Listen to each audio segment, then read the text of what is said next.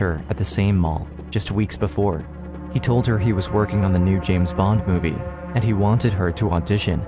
He said, you have to have a white shirt, you have to have a mini skirt, nylons, and stiletto heels. And that happens to be everything that Christy purchased on February 15th. One by one, detectives discover strikingly similar stories of other women, exposing a serial predator who's been hunting women in Hollywood for over a decade. He was prepared for murder. He was prepared to have no one testify against him. It was critical that we find her as soon as possible. We're talking about a predator, and somewhere along his life, he needed to be stopped. It's 2001. 20-year-old Kristine Johnson just moved from the small town of Saugatuck, Michigan, to Southern California. She's working on finishing school, and she's hoping for her big break in Hollywood. But it's hard for her to find work in the movie industry, and she considers moving back home. And in fact, it had gone so far that I had already contacted U-Haul and I was going to fly out to Los Angeles. She decided she wanted to continue to give it a try. She was sincere in staying. Kristine keeps trying in Los Angeles. She's able to get a job as a production assistant for a new movie, but after that, she continues to struggle finding work in the industry. She starts working at a cell phone company, but she's still looking for opportunities in Hollywood, refusing to give up on her dreams. Saturday, February 15th, 2003. Kristine is on the phone with her mom, Terry. Kristine talks about how she's planning a trip to the mall that day. Her mom tells her to pick out a Valentine's gift for herself. They say goodbye, and she heads to the mall. February 17th. Terry normally talks to her daughter on the phone every day, but she hasn't heard from Kristine in over 48 hours. She can't get a hold of her on her cell phone, so she calls her work and finds that Kristine didn't show up that morning. She's always on time for work, and her parents worry that something happened to her. They call the police and file a missing persons report. No one has any idea where she is, and her family flies to Los Angeles right away. I went to Christy's apartment and I put a poster on her wall to the entrance to her apartment with a big picture of Christy. I couldn't believe this was happening. Police share details with the media and set up a tip line. Soon, Christy's disappearance is all over the news, and the search grows. There were people that were going around to empty lots, handing out flyers, nailing them on telephone poles. Everybody fell in love with Christy. Investigators call Christy's credit card company and learn that she purchased several items at the Westfield Century City Mall in Los Angeles on February 15th. They look through surveillance videos and discover security footage of her at the mall around 1 p.m. that day, but they can't find anything in the footage to help figure out what happened to her. We have nothing. We have no leads whatsoever. Christy just dropped off the face of the earth. Detectives turn to her roommate, hoping she might have some information on where Christy went. Her roommate explains that on February 15th, Christy came home after the mall and showed her a new outfit she bought. Then, Christy left for a big movie audition. Finally, investigators have a clue about where she was headed, but her roommate couldn't remember where the audition was. They look at Christy's phone records. Just after 5 p.m. on February 15th, she called an information line from the Laurel Canyon neighborhood in the Hollywood Hills. A witness came forward, saying a woman matching Christy's description, driving a white Miata, pulled over to ask for directions to a house up the hill before she disappeared. After learning more about the day Christy went missing, her parents wonder if someone she knew may have tried to hurt her. They want to do all they can to help find their daughter. I knew she was having problems with a boyfriend, and she had broken up with him. It was actually one of my first suspicions that he could have been involved. Christy had called the police. Christy had had a domestic violence incident with her boyfriend. Police bring Christy's ex-boyfriend in for questioning. He admits there was a domestic violence incident, but denies having anything to do with her disappearance. He had said that he was extremely sorry. That was the one and only time that it had happened, that they were on their way back together again, that he loved her very much, and anything that he could do to help, he would. He also claims he was out of town the day she disappeared, and multiple people confirm his story. After verifying his alibi, police realize it's another dead end. February 20th, 2003, 5 days after Christy's disappearance, police get a call from a woman named Susan Murphy. I saw this article and this picture of this girl missing. I called the Santa Monica Police Department. When I started to explain my situation, they put me on hold and said, "We want you to speak to the lead detective on the case." The newspaper article Susan saw said Kristi disappeared after leaving for a movie audition. Susan tells investigators about a man she encountered less than a month before, hoping it might help them find Kristi. He invited Susan to an audition too, and as she continues explaining her story, Detective Virginia Obenchon realizes it's their first big break in the case. He said, "It's very, very important that I wear black stilettos as high as possible, black miniskirt, a white man's shirt." And that happens to be everything that Kristi purchased on February 15th.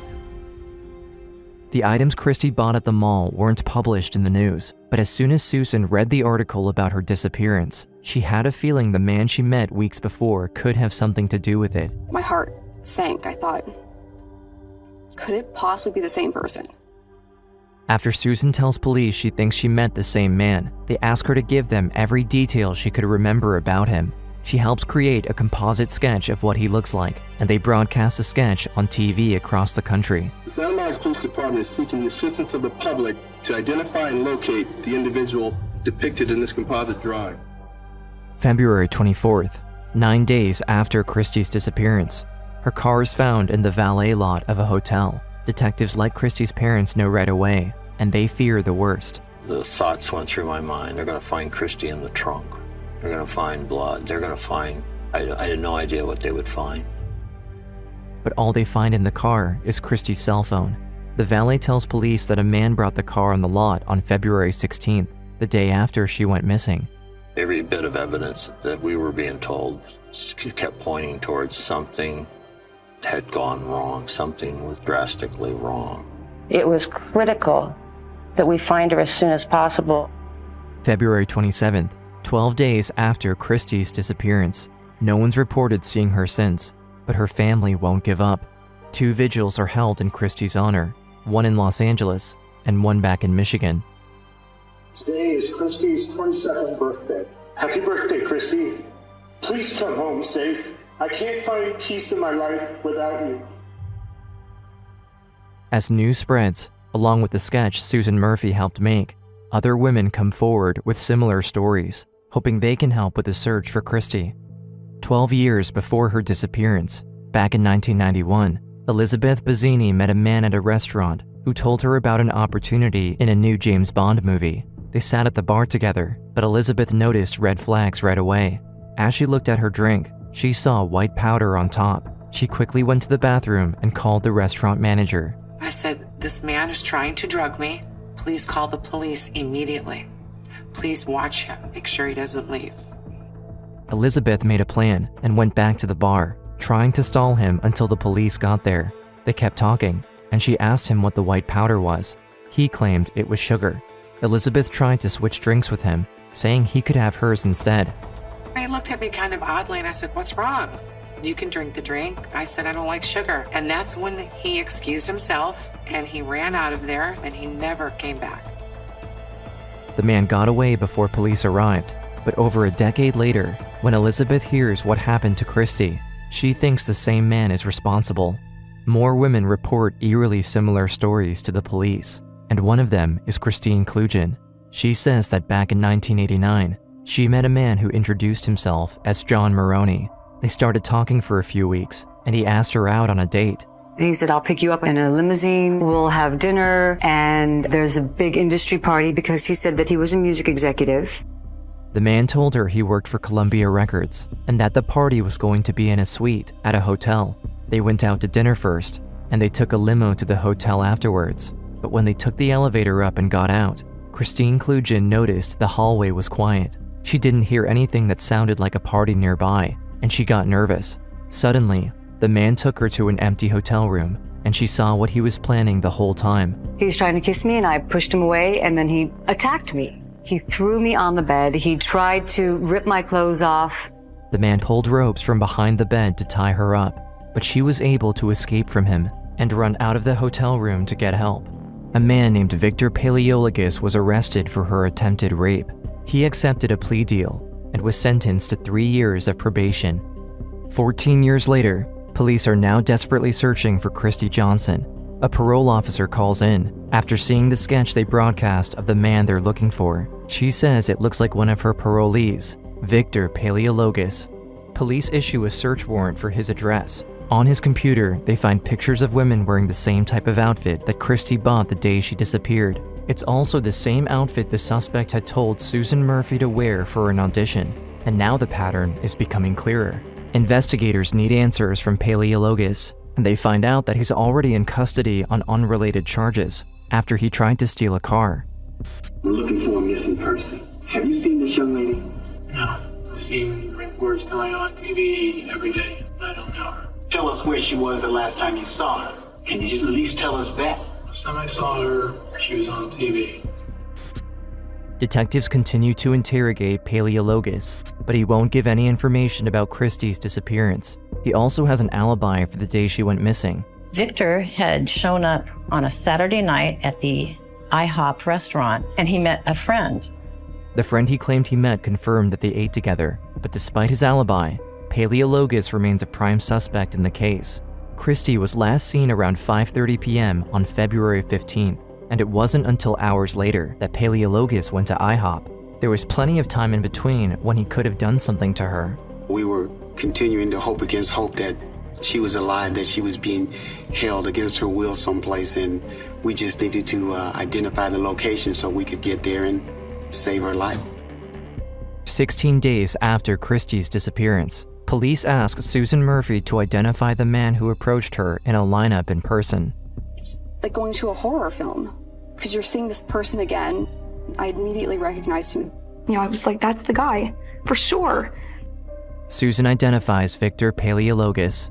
It seems like investigators are closing in, still hopeful they can find Kristi. My first question was, has he ever been arrested for murder before? And they said no. So then, of course, as a parent, I'm very hopeful. I'm thinking maybe this is somebody who's abducted my daughter, but he hasn't murdered her. And everybody believed that there would be a happy ending to the story. But as Detective Obenchain walks Susan out of the police station, she gets a call that completely changes the investigation. I remember overhearing Virginia talking on the phone. My heart dropped. A group of hikers found a body in a ravine just off of Hollywood Hills. Police arrive at the scene, finding the body of a young woman. As I got down there and got closer and closer, I could see that there was a female. It was a white female. Her hands were tied behind her back. I could see that she was wearing a white blouse. And then that's when I went one step further to see if the tattoo was there. And it was. And that's when I concluded that this was, in fact, Kristine Johnson.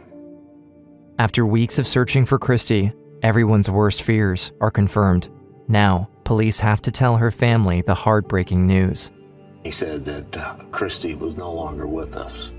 And I told him, I appreciated the fact that they found Kristi. And I said, treat her with dignity. Her family is devastated. Autopsy results show Kristi's cause of death was strangulation. Investigators determine she was murdered.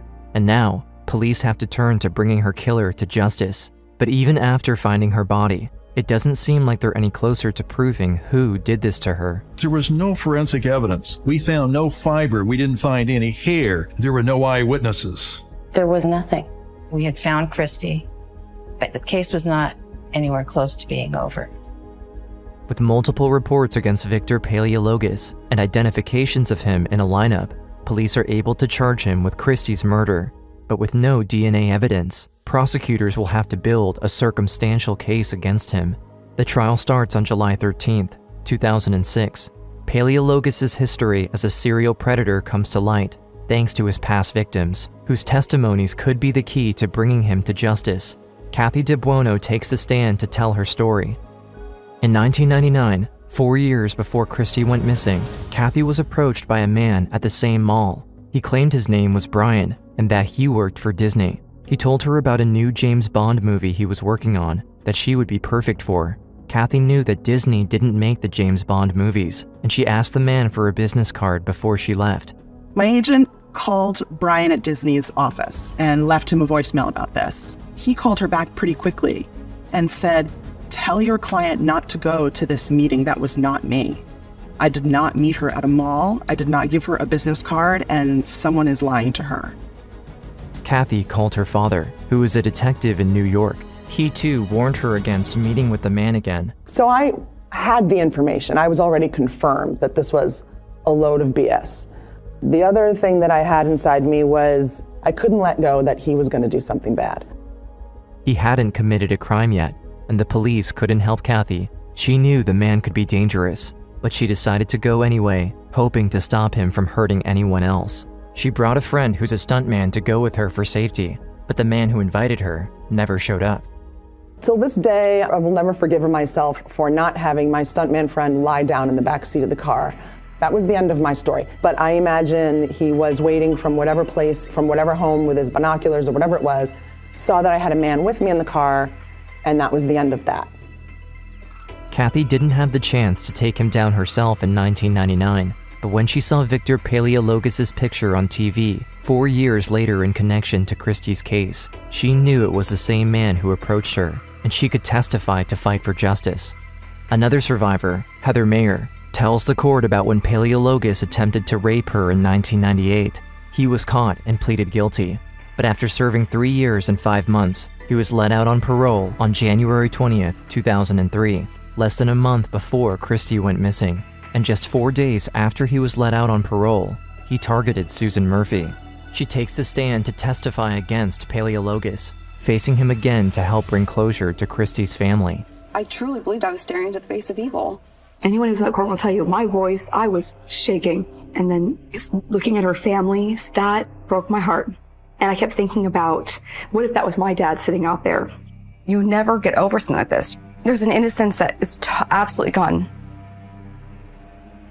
January 24th, 2003, Susan Murphy explains that she was at the Century City Mall, the same place Christie was at just hours before she went missing.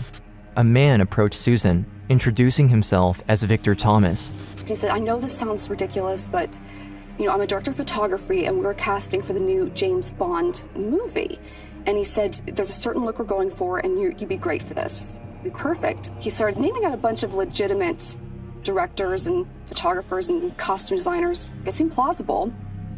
The man invited Susan to an audition the next day. Even though he seemed to know a lot about the industry, she noticed that something felt off about his invitation. After she left, Susan called the Screen Actors Guild to ask if there was a new James Bond movie in production, and they said no. She knew the man was lying to her, and she wasn't sure what he was going to do if she met him again, but she decided to go anyway, hoping she could put a stop to whatever he was planning. I'm on to something here. Something's going on. I'm going to show up tomorrow. I'm fully aware that I'll probably be thrown into a van or something, but I'm going to be there. The next day, Susan brought Mace and a camera with her, and her boyfriend Tony watched from the car as she went to meet the man again. When they started talking, he asked her if she wanted to get a drink across the street before the audition, but the building he was pointing at looked abandoned. I said, well, first of all, I'm not going anywhere with you. I need some identification. And he said, oh, I don't have any identification. And at that point, I said, well, maybe this will help you find it. Susan pointed towards the car where her boyfriend was waiting. As soon as the man realized she didn't come alone, he immediately changed his act. When Victor saw Tony, because Tony's a big guy, he's a second-degree black belt, Victor was like, you know what, you are so not right for this part at all, and I'm done.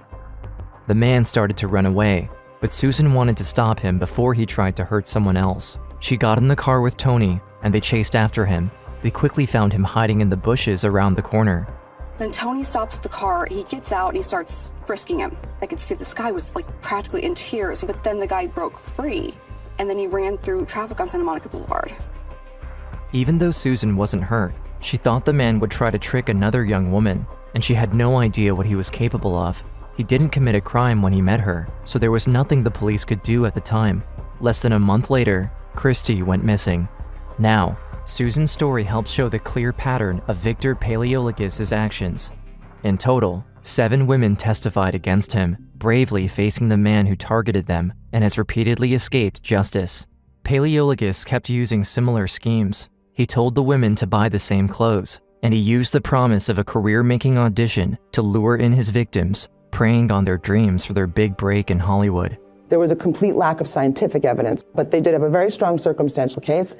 And what they had was the parade of women. One after one we testified. One after one we didn't know that there were the others. When I looked at Kristi's parents sitting in the back of the courtroom and her father gave me the thumbs up to keep going, it made me stronger and I wanted to fight for her. That could have been me.